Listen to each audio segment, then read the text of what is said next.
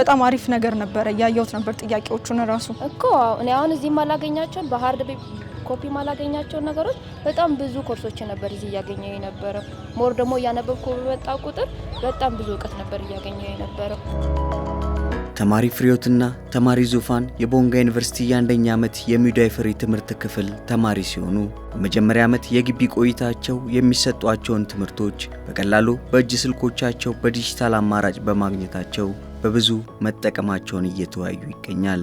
ኢለርኒንግ ወይም ማሼ በመባል የሚታወቀው ይህ ዲጂታል አማራጭ በፈለጉ ሰዓትና ቦታ በቀላሉ መረጃን ተደራሽ እንዳደረገላቸውም ነግረውናል።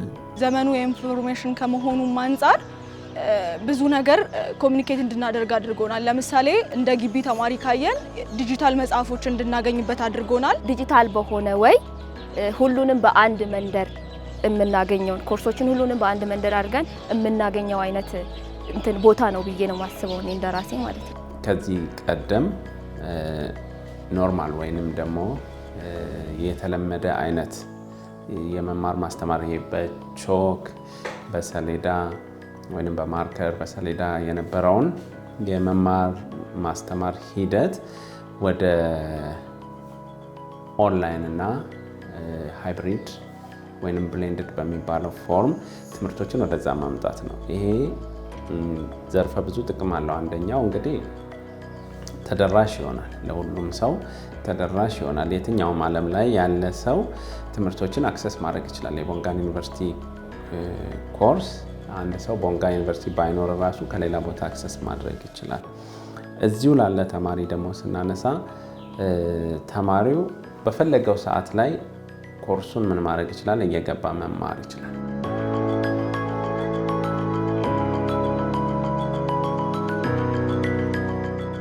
ዲጂታል መጽሐፎችን ምናምን ነገር በሃርድ ኮፒ ማናገኛቸው ምናምን ብዙውን አሁን ከኢሼ ወስጄበታለሁ። እኔ ብዙውን እንትን ከኢሼ ዲጂታል መጽሐፎችን ከኢሼ በደንብ ተምሬበታለሁ፣ በደንብ ወስጄበታለሁ እንደራሴ። አብዛኛውን ተማሪ ደግሞ ወስዶበታልን ብዬ አምናለሁ። አሁን ለምሳሌ ምን ይጠቅማል ምን ያደርጋል የሚሉ ብዙ ልጆችም ነበሩ። ነገር ግን ከገቡ በኋላ ብዙ ሀሳብ ቀይረዋል። ጥያቄዎችን ጊዜ እየሰራን በመጣን ቁጥር አሁን ክላስ የምንወስዳቸውም አንዳንድ ትምህርቶች ነበሩ ኮርሶች ማለት ነውና በቃ ዕውቀትን ከማስፋት አንግል በጣም ትልቅ ሚና ተጫውቷል ብዬ አስባለሁ ለተማሪው ማለት ነው። እና አሁን ለምሳሌ አንድን ነገር ይዞ ከመሄድ ሰፋ ያለ አይነት ምልከታ እንዲኖረንም አድርጓል። ፉል ኦንላይን አለ ወይንም ሃይብሪድ እና ብሌንድድ የሚባሉ አለ። ፉል ኦንላይን ማለት ምንም አይነት አስተማሪ መምህር ለዛ ኮርስ ሳይመደብ ተማሪው በራሱ ሬጂስተር አድርጎ ኮርሱንም እዛው ላይ ተምሮ አሴስመንቱንም እዛው ላይ ጨርሶ ግሬዱንም ሲስተሙ የሚጨርስለት ነው። ሌላው ሃይብሪድ ወይንም ብሌንድድ ብለን የምንጠራው ኮርሶቹ ኦንላይን ይኖራሉ።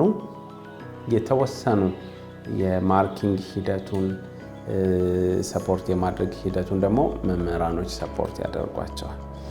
አሁን እንደ ኢትዮጵያ ፉል ኦንላይን በብዛት አልተጀመረም፣ ግን እየሄድን ያለነው አቅጣጫ ምን ማድረግ ነው? ፉል ኦንላይን ወደ ማድረግ ነው የምንሄደው። ይህ በመማር ማስተማሩ ዘርፍ ዘመኑን የዋጀው የዲጂታል አማራጭ በኢፌዴሪ ትምህርት ሚኒስቴር አነሳሽነት ከማስተር ካርድና አሪዞና ስቴት ዩኒቨርሲቲ ጋር በመተባበር ከዛሬ 3 ዓመታት በፊት በሁሉም ከፍተኛ ትምህርት ተቋማት ውስጥ እንዲተገበር ተወስኖ ወደ ተግባር የገባው ኢለርኒንግ በቦንጋ ዩኒቨርሲቲም አሁን ላይ በውጤታማነት እየተተገበረ ይገኛል። ይሄ ነገር ወደኋላ እንዳይመለስ ከስር ነው የተጀመረው። መመሪያዎችን ከማውጣት ከአዋጅ ጀምሮ የሰው ኃይል እንዴት መሟላት አለበት። ኢቨን ዩኒቨርሲቲዎች ውስጥ የትም ዩኒቨርሲቲ ብትሄድ በዚህን ሰዓት ዳይሬክተር አለው። ይህን ዳይሬክቶሬት በትምህርት ሚኒስቴር መመሪያ መሰረት የተቋቋመ ዳይሬክተር ነው እና ወደኋላ እንዳይመለስ ተደርጎ ነው የተቋቋመው ይሄ ኦፊስ እና አሁን ላይ የማስጀመሪያ ፕሮግራሞችን በሁሉም ዩኒቨርሲቲዎች ተሰጥቷል። ስቱደንት ሰክሰስ ስዊት የሚባል ኤስኤስኤስ ኮርስ የሚባል ተማሪዎች ኦንላይን ኮርስ እንዴት ይማራሉ፣ ኦንላይን ኮርስ እንዴት ያውቃሉ የሚል ወደ 18 ኮርሶች በዚህ በስቱደንት ሰክሰስ ስዊት ኮርሶች ውስጥ ፓኬጁ ተሰጥቷቸው የተማሩ ነው። መጀመሪያ ኢለርኒንግ ኢሼ ተብሎ ሲመጣልን በዲጂታል የተለያዩ ኮርሶችን ወይም ደግሞ በሃርድ ኮፒ ማግኘት ማንችላቸው ሊሆን ይችላል እና ብዙ ኮርሶች ነበሩና እነሱን በዲጂታላይዝ በሆነ መልኩ አምጥተውልን ኮርሶችን እያነበብን እየሰራን የእውቀት አድማሳችንን እንድናሰፋና ከዲጂታል ጋር ያለንን ነገር እንድናሳልጥ ነበር። እንደዛ አይነት ነበር እንትን የተባለልን ኦሪየንቴሽን እየተሰጠን የነበረው ማለት ነው። እንደ ቦንጋ ዩኒቨርሲቲ ደግሞ ኢሼን ስንማረው ብዙ ነገርን እየወሰድንበት ነበርና አብዛኞቻችን የኢሼን ትምህርት እየወሰድን ነበርና በደንብ እውቀት እንድንይዝ ከኢንፎርሜሽን ጋር ኮሚኒኬት እንድናደርግ ሲያደርገን ነበርና እንደውም አንዳንድ ልጆች ወደ ኋላ ሲሉ ምናምን ነገር በቃ እንትን እያሏቸው ምናምን ነገር ትሪት እያደረጓቸው ምናምን በደንብ እንዲወስዱትና ሁሉም ከኢንፎርሜሽን ጋር ኮሚኒኬት እንዲኖራቸው ሲያደርጉ ነበር።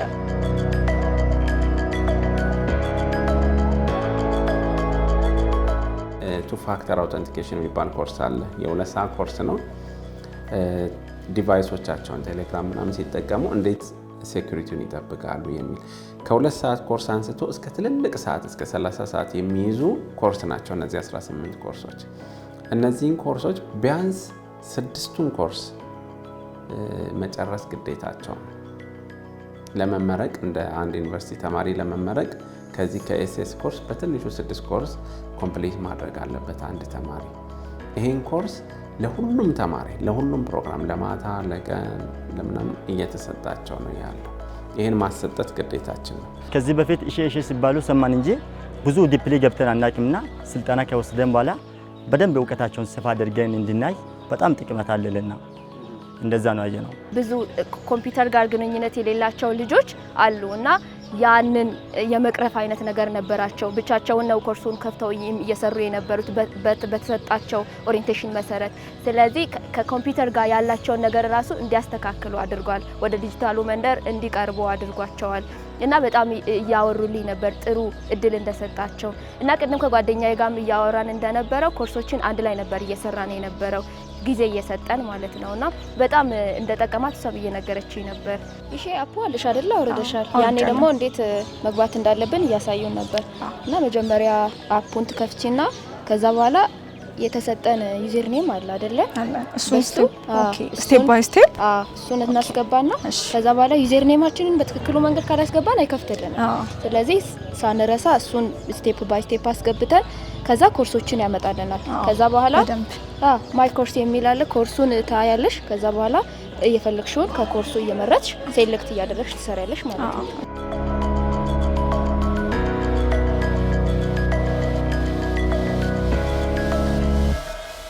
ኢሼ ማለት ኢለርኒንግ ፎር ስትሬንግዘኒንግ ሃየር ኤጁኬሽን ነው። ከአሪዞና ስቴት ዩኒቨርሲቲ ጋራ የተሰራ ሬጅስትራር ሲስተም አለ። እዚህ ጋር አሁን አሳያቸዋለሁ ኮምፒውተር ላይ። ይሄ ሬጅስትራር ሲስተም ልክ አንድ ተማሪ ተመዝግቦ ትምህርት ሲጀምር ሲጨርስ የእሱን ስታተስ ሁሉ እኩል ሰዓት እኛና ትምህርት ሚኒስቴር በዚህ ስራ ላይ የተወከሉ ሰዎች ያዩታል። ማለት ፎልሲፊኬሽን አይኖርም። የሆነ ያልተማረን ሰው ተምሯል ማለት አይቻልም። 100 ተማሪ ቢኖረን 150 ከተማረ የተማረውን ቁጥር ኢሚዲየትሊ ትምህርት ሚኒስቴርም ያዩታል ማለት ነው። እና ይሄ ሲስተም እንትን ነው በጣም ቆንጆ ነው። ሁሉንም ነገር ማኔጅ ያደርጋል። የተማሪን ብቻ ሳይሆን ይሄ የኢሼ ሬጅስትራር ሲስተም የመምህራንንም ፕሮፋይል ይይዛል፣ ኮርሶችን ይይዛል። ከዚህ በፊት በኮምፒውተር ነበረ ሰዎቹ እየተጠቀሙ ነበረበት። አሁን እና ያለንበት ገጠርም ሆነን የትም አሁን ትምህርት ቤት ዶርሚ ውስጥ ሆነን እየተጠቀመን ያለነው ነው። ኢሼ አሁን በምሳሌ ትምህርት ቤትን እየገባን የትም ሆነን የፈለገነው ነገር መጻፍ ይሁን የፈለገ ነገር እዚህ የሆነበት ቦታ ሆነን ለመስራት በጣም ኢሼ በጣም ጥቅም አለና ኢሼ ለርኒንግ አፕ አለ እና ያንን አፕ መጀመሪያ ገብተን በግቢው ኦንላይን ነበር እኛ የወሰድነውና በግቢው ኮምፒውተር ነበር የተጀመረልን። እዛ ያለውን ኢንፎርሜሽን እንድናውቅ ስለተፈለገ መጀመሪያ እንድናይ ስለተፈለገ ግቢው ነው መጀመሪያ የሰጠን። ከዛ በኋላ ያን ነገር እንትን ካልን በኋላ በስልኮቻችን እንዴት እንደምንጠቀም እንዴት ማወቅ እንደምንችል በደንብ አብራርተውልን በደንብ ኢንትሮዲዩስ አድርገውልን ነው ያስጀመሩና ያን ደግሞ አፑን እናወርዳለን። ፕሌይ ስቶር ላይ ገብተን አፑን ኢሼ ለርኒንግ ብለን እናወርዳለን። ከዛ ያለንን የሚጠይቀንን ፕሮሰሶችን ሁሉ ስቴፕ ባይ ስቴፕ እየሄድን አሁን እኛ እንደ ግቢ ስለሆነ የጀመርነው ዩዘር ኔማችንን እናስገባለን። አፑን ካወረድን በኋላ ዩዘር ኔም ይጠይቀናል። የሚጠይቁን ነገሮች አሉና ስቴፕ ባይ ስቴፕ እያስገባናቸው ነበር ኢሼን ትምህርቶችን የጀመርነው ማለት ነው። ይሄ የኔ ኢሼ ኮርስ መማርበት ማስተምርበት ፕላትፎርም ነው። እያንዳንዱ የዩኒቨርሲቲ መምህር እያንዳንዱ የዩኒቨርሲቲ ተማሪ እችን ኢሼ ፖርታል አለችው። ልክ እዚህ ግቢ ተማሪ ሆኖ ሲመጣ ወይንም አስተማሪ ሆኖ ሲመጣ ከአይሲቲ ዳይሬክቶሬት ምን ይኖረዋል ማለት ነው? ኢንስቲትዩሽናል ሜል ይኖረዋል። በዛ ኢንስቲትዩሽናል ሜል አማካኝነት እኛ ጋር ምን ይፈጠርለታል? የኢሼ ፖርታል ይፈጠርለታል። ኢሼ ፖርታል ኮርሶችን የሚማሩበት ወይንም የሚያስተምሩበት ነው። እዚህ ጋር እንደምታየው እንደ ስቱደንት ቪው አስ ስቱደንት ኤንድ ኢንስትራክተር፣ ይሄ እንደ ተማሪ ክሊክ ባደርግ እዚህ ጋር የኔ ነው። አሁን ይሄ ስትነካ በኃይሉ ገብረ ማርያም ኃይሌ ይላል። እንደ ተማሪ እንደ አስተማሪ፣ አንድ አስተማሪ እንደ ተማሪም ይሆናል እንደ አስተማሪም ይሆናል ማለት ነው። አሁን ባለው ሁኔታ ያው የዲጂታላይዜሽን አንዱ ትልቁ የትኩረት መስክ ነው። ምክንያቱም አሁን ዓለም የደረሰበት ሁኔታ ይታወቃል። በዚህ ሂደት ውስጥ የኛም መምህራን የሚያስተምሯቸው ተማሪዎቻችንም በዚህ ውስጥ በጣም ተወዳዳሪ ሆነው እንዲወጡ በዲጂታል ቴክኖሎጂ በጣም እዛ ላይ ያሉትን የአቅም ክፍተቶች ከመዝጋት አንጻር የዲጂታል ሊትሬሲ ትሬኒንግ ለመምህራኖቻችን ሰጥተናል። ልክ እንደ ኤችዲፒው እና እንደ እንግሊዝኛ ቋንቋ ማሻሻያው በዚህም መምህራኖቻችን ከ90% በላይ መምህራኖቻችን በዚህ ሰልጥነዋል። ጥቂት መምህራኖቻችን የሚቀሩት መምህራኖችም ማስተር ክላስ የሚባል ኮርስ ይማራሉ። ያ ማስተር ክላስ ኮርስ ለምንድን የሚያገለግላቸው?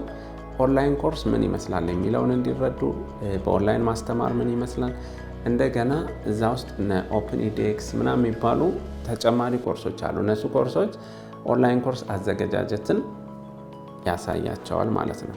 በዚህ ረገድ የዝግጅት ምዕራፉ ኦልሞስት እየተጠናቀቀ መጥቷል። መምህራኖች አሁን ባለኝ መረጃ ወደ 98% አካባቢ የዩኒቨርሲቲያችን መምህራኖች ማስተር ክላስ ጨርሰዋል። ሲሚላርሊ ወደ 70% የሚሆን ተማሪዎች ደግሞ ኤስኤስ ኮርስ ጨርሰዋል። በዚህ መልኩ አሁን ላይ በውጤታማነት እየተሰጠ የሚገኘው ይህ ኢለርኒንግ ወይም አሼ በዩኒቨርሲቲው ደረጃ የሚሰጡ ትምህርቶችን ቢያንስ 30 በመቶ ያህሉ በዲጂታል አማራጭ የተዘጋጁ እንዲሆን ያስችላል ተብሏል። በእኛ ዩኒቨርሲቲ እና በሌሎችም እየተሰራ ያለው ምንድነው? ኮርሶችን ወደ ኦንላይን ኮርስ ማምጣት፣ በኦንላይን መልኩ ማዘጋጀት ማለት ነው። ይህን ስናዘጋጅ የኢለርኒንግ ጋይድላይን ከትምህርት ሚኒስቴር የተላከው አንድ ዲፓርትመንት ወይም አንድ ፕሮግራም እንደ ዲፓርትመንት ለመቀጠል 30%ቱን የዲፓርትመንቱን ኮርሶች በኦንላይን ማድረግ አለበት። ካሉት ኮርሶች ውስጥ 30%ቱ በምን መሰራት አለባቸው ማለት ነው? በኦንላይን ኮርስ መሰራት አለባቸው። ስለዚህ እዚህ የሚማሩ ተማሪዎች ከሚማሩት ኮርሶች 30%ቱን ኮርሶቹን በኦንላይን ነው የሚማሩት። ኦንላይን ሲባል በሃይብሪድ መልክ መምህር ይመደባል፣ እነሱ በኦንላይን ይማራሉ። ግሬዲንጉን መምህር ይዛል። እዚህ ላይ ያው የመለማመጃ ጥያቄዎችም ይኖራቸው። ይህንን ለማድረግ የተካሄደው መንገድ ምንድን ነው? ኦንላይን ኮርሶች የማዘጋጀት ሂደት ውስጥ ገብተናል። እንደ ቦንጋ ዩኒቨርሲቲ በጣም ጥሩ በሚባል ሁኔታ 6 ኮርሶችን በእኛው መምህራኖች ኦንላይን ተዘጋጅተዋል። እነዚህ ኮርሶች እንዳስተማሪ ያሉኝ ኮርሶች ናቸው። እንዳስተማሪ ያሉኝ ኮርሶች ስል ምንድን ነው? አንደኛ ማስተምራቸው፣ ለተማሪዎች ማስተምራቸው፣ ሁለተኛ ደግሞ እኔ ዴቨሎፕ ያደረኳቸው ኮርሶች። ለምሳሌ ይሄ ሪሰርች ሜቶድ ኢን ኮምፒውተር ሳይንስ እኔ ዴቨሎፕ ያደረኩት ነው እና ዴቨሎፕ በማደርግ ሰዓት ይሄ ኮርስ እንዳስተማሪ ነው የሚመጣልኝ። ጎቱ ስቱዲዮ ላይ ክሊክ ባደርግ አሁን ወዴት ይወስዳል ማለት ነው? ኮርሱን ወደምሰራበት ቦታ ይወስደኛል። እስካሁን በመጣንበት ሂደት ዘንድሮ በሁለት ፕሮግራሞች ላይ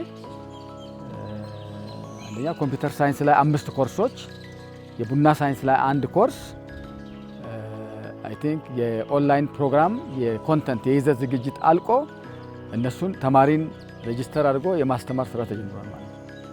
ስለዚህ ያን እያሳካን ነው። በቀጣይ ሁሉም ፕሮግራሞች በዚህ በኦንላይን ሲስተም ውስጥ እንዲገቡ አይ ቲንክ በከፍተኛ ቁርጠኝነትና ትኩረት እየሰራን እንገኛለን። ጠቀሜታውን ዩኒቨርሲቲው አምኖበታል እና ብዙ አስቸጋሪ ሁኔታዎች ሊኖሩ ይችላሉ፣ ግን ዩኒቨርሲቲው በተቻለው መጠን እነዚህን ነገሮች እያጣጣመ ነው ያለው።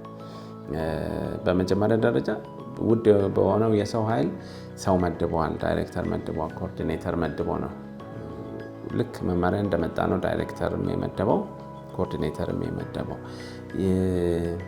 የኮምፒውተር እጥረት በአብዛኛው የለም፣ ላቦች ላይ አለ። ዲጂታል ላይብረሪ የሚባል አለን። እዛ ላይ ተማሪዎች አክሰስ እንዲያደርጉ ስልጠና እንዲሰጥ ለአሰልጣኞች የተወሰነ ኢንሴንቲቭ እያደረገ ነው የሚያሰለጥኑት።